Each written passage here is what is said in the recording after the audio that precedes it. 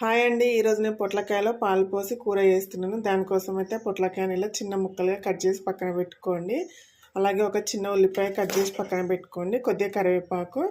ఓకేనా, ఇప్పుడు stove on చేసుకుని ఒక ప్యాన్ అయితే పెట్టుకుందాము. గిన్నె అయితే వేడైందండి. ఇప్పుడు 2 స్పూన్ల నూనె పోసుకుందాము.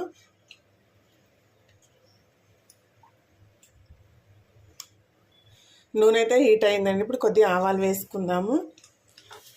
అలాగే కొద్దిగా మినపప్పు వేసుకోండి. కొద్దిగా జీలకర్ర వేసుకోండి. కట్ చేసిన ఉల్లిపాయ ముక్కలు వేసుకోండి. వీటిని అయితే ఒకసారి వేయించుకుందామండి. ఉల్లిపాయలు ఫ్రై కానివ్వండి. కొద్దిగా కరివేపాకు వేసుకోండి, చాలా బాగుంటుందండి. కరివేపాకు ఎక్కువ వేసుకోండి. కొద్దిగా అల్లం వెల్లుల్లి పేస్ట్ వేసుకోండి.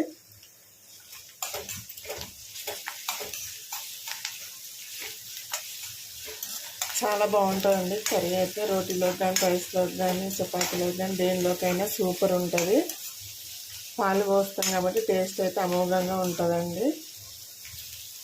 ఇవి వేగిపోయినాయి కదా, ఇప్పుడు ఒక 1/2 టీ స్పూన్ పసుపు వేసుకుందాము. దీంట్లో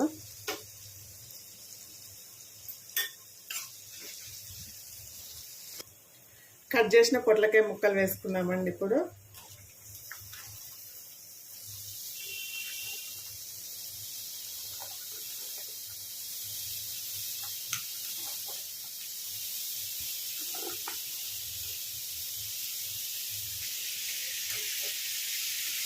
ఒకసారి కలుపుకొని మూత వేసుకున్నాము. ఒక 5 మినిట్స్ మగ్గనివ్వండి.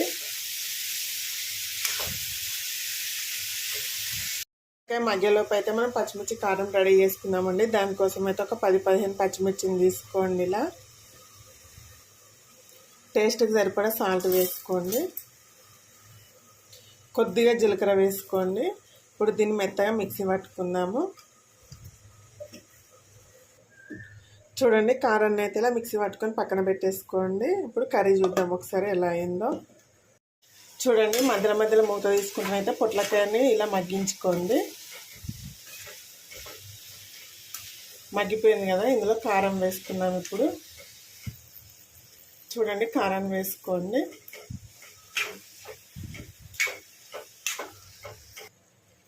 ఈ పచ్చికారం స్మెల్ వేదాక బాగా మగ్గించుకోండి. ఇప్పుడు దీన్ని అయితే మరొక 5 నిమిషాలు ఉడికించుకొని మూత పెట్టుకొని. చూడండి, కూర అయితే బాగా మగ్గిపోయింది కదా, ఇలా మగ్గాలండి. ఇప్పుడు దీంట్లో ఒక చిన్న గ్లాస్ పాలు వేసుకున్నాము. పాలు పోసుకోండి. ఇప్పుడు దీంట్లో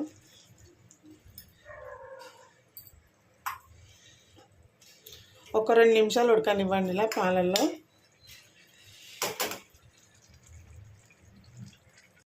చూడండి, కూర అయితే బాగా మగ్గిపోయింది కదా. ఇప్పుడు దీంట్లో ఒక 1/2 టీ స్పూన్ ధనియాల పొడి వేసుకుందామండి.